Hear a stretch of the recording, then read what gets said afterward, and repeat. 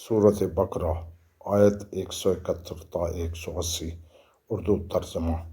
शुरू करता हूँ अल्लाह पाक के बाबरकत नाम से जो बड़ा मेहरबान और नहायत रहम वाला है। जो लोग काफर हो गए हैं उनके पुकारने वाले की मिसाल इस शख्स की है जो जानवरों को आवाज़ दे और जानवर पुकार और आवाज़ के अलावा कुछ न सुने और ना समझें। ये कुफार बहरे गूंगे और अंधे हैं, उन्हें अक्ल से सरोकार नहीं है। साहिब ईमान, जो हमने पाकीज़ा रिज़्क़ अता किया है उसे खाओ और देने वाले खुदा का शुक्रिया अदा करो अगर तुम उसकी इबादत करते हो। उसने तुम्हारे ऊपर पस मुर्दार खून, सूर का गोश्त और जो गैर खुदा के नाम पर ज़बह किया जाए उसको हराम करार दिया है। फिर भी अगर कोई मुस्तिर हो जाए और हराम का तलबगार और ज़रूरत से ज़्यादा इस्तेमाल करने वाला ना हो तो उसके लिए कोई गुनाह नहीं है।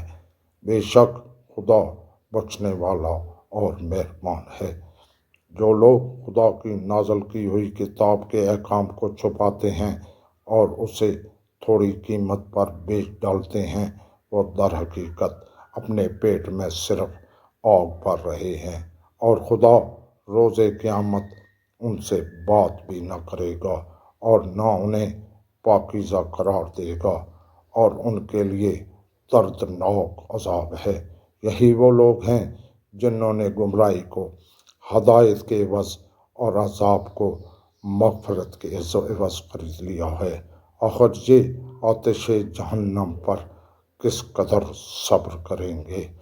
ये अज़ाब सिर्फ इसलिए है कि अल्लाह ने किताब को हक़ के साथ नाज़िल किया है और इसमें इख्तलाफ करने वाले हक़ से बहुत दूर होकर झगड़े कर रहे हैं।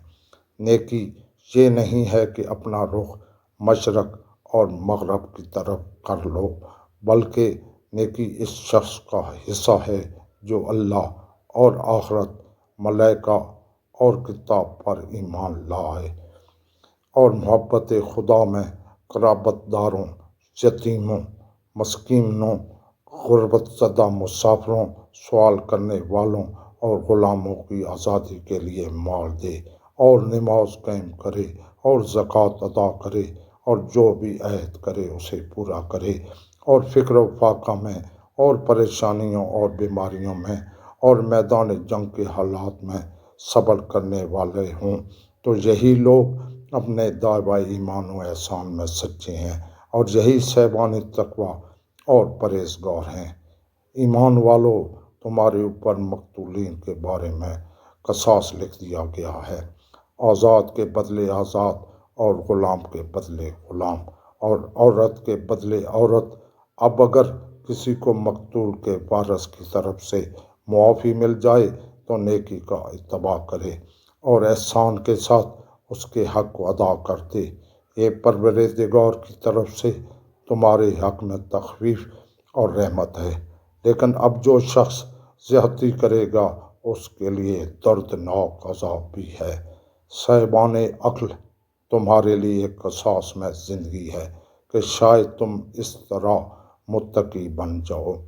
तुम्हारे ऊपर ये भी लिख दिया है कि जब तुम में से किसी की मौत सामने आ जाए तो अगर कोई माल छोड़ा है तो अपने माँ बाप और क़राबतदारों के लिए वसीयत कर दे। ये साहिबान तक़वा पर एक तरह का हक़ है। सदक़ल्लाहुल अज़ीम।